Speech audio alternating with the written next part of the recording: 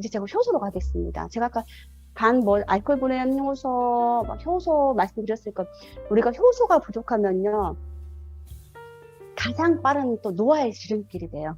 우리 효소가 어떤 역할을 해요? 대표적으로 효소는요, 체지방을 분해할 때도 쓰는 게 효소고요. 우리 몸에 어떤 독소가 들어갈 때 분해하는 것도 효소고요. 알코올이 들어갈 때 분해하는 것도 효소고요. 그리고 우리가 좋은 단백질을 좋은 영양소를 먹었을 때 우리 몸을 흡수시키는 것도 효소고요. 효소는 굉장히 다양한 역할을 합니다. 어디 보자. 또 제가 PPT 한번 볼게요. 소화 흡수 작용도 효소가고요. 또 항균, 항염 작용도 효소가고요. 혈액 정화도 효소가고요. 분해 배출도 효소가고요. 또 해독 살균도 효소가고요. 세포를 재생시킬 때 세포는 가장 강력하게 어떤 기능을 가지고 있다? 복제 기술을 가지고 있다예요. 복제란 뭘까요? 근데 세포가 복제를 하는데 차라리 내가 지금 현재 50점짜리 세포예요. 세포는 죽고 살고 매번 반복을 하거든요. 근데 세포의 종류에 따라서 시간이 다 달라요. 위장세포는 1시간 반이면 죽고 살고를 해요. 그러니까 역으로 말하면 가장 빨리 좋아지는 게 위장세포고요. 또 가장 쉽게 손상되는 게 위장세포고요. 간세포는요, 70%, 80%까지 손상되기 전까지 뭐가 없다? 자각 증상이 없다. 세포 중에 가장 둔한 게 간이다. 그래서 간암에 걸리면 전파율이, 전이율이 높은 이유가 그 원리다. 그리고 혈관, 알츠하이머가 생기기 전까지, 알츠하이머가 생겼다는 소리는 여러분 무슨 말일까요?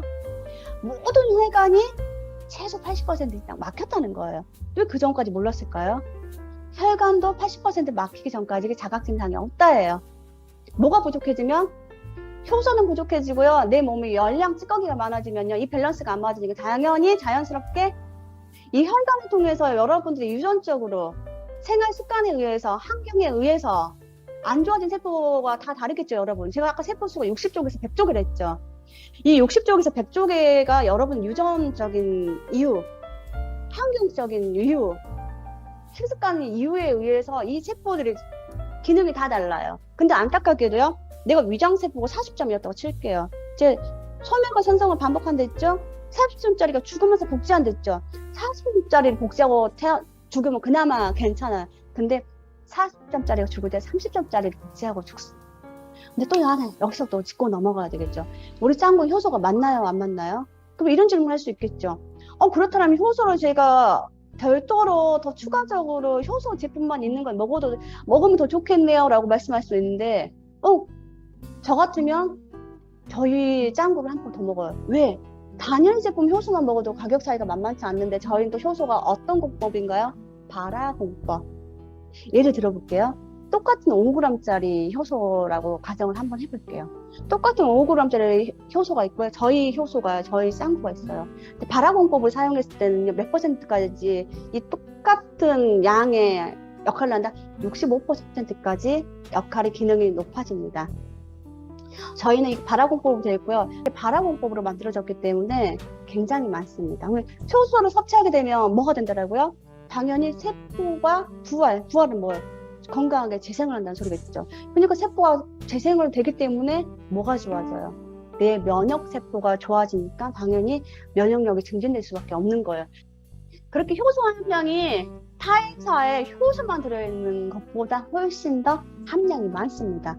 여러분 벌써 간, 혈관 정화, 효소, 유산균, 금은화, 밀크시슬 엄청나게 많은 성분들이 들어있습니다. 그렇기 때문에 여러분들, 그리고 여기에 뭐가 없다?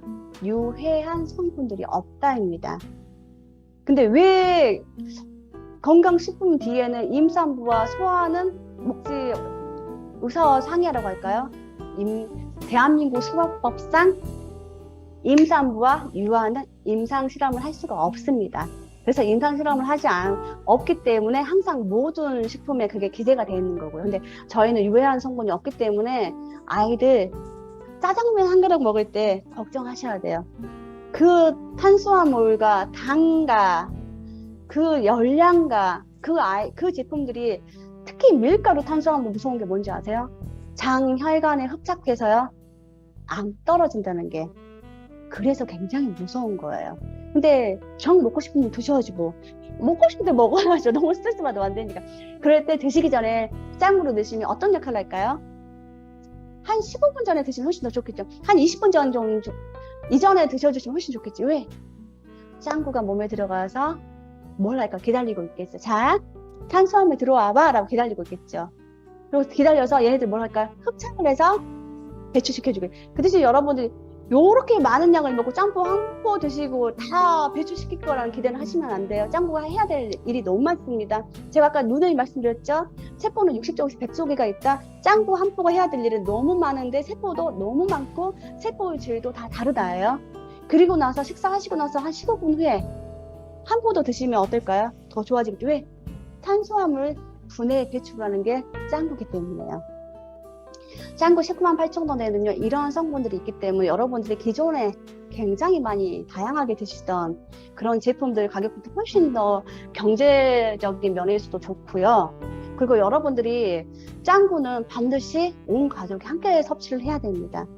단순하게 우리가 그냥 단어로만 살이 빠지는 다이어트가 되는 그런 식품이 아니라 가장 인체에 중요한 너무너무 둔한 간세포를 해독시키는 역할을 하고 있고요.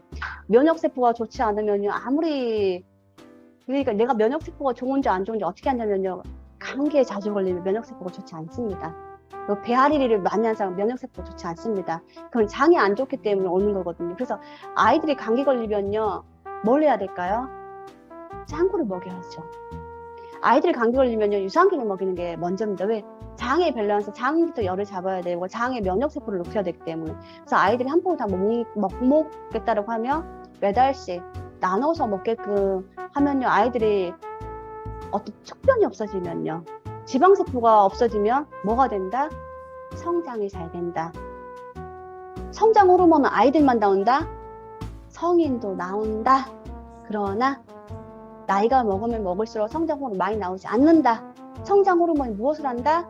세포를 재생시킬 때 하는 게 성장 호르몬이다. 그래서 우리가 비만 세포가 많으면 성장 호르몬이 비망 세포를 차단하고 그 일을 하느라고 아이들이 성장을 하지 못한다입니다. 그래서 우리가 빨리 노화가 될 때도요, 피부의 트러블도 피부 문제만은 아니다. 뭐가 문제다? 내 눈에 보이지 않는 체세포의 독이 문제다입니다. 그렇기 때문에 가장 먼저 하셔야 될 게 좋은 화장품 스킨케어를 쓰시기 전에 짱구를 드시면 장이 좋아지면요, 뇌가 맑아지고요. 장이 좋아지고 간이 좋아지면요, 피부는 자연스럽게 맑아질 수밖에 없어요.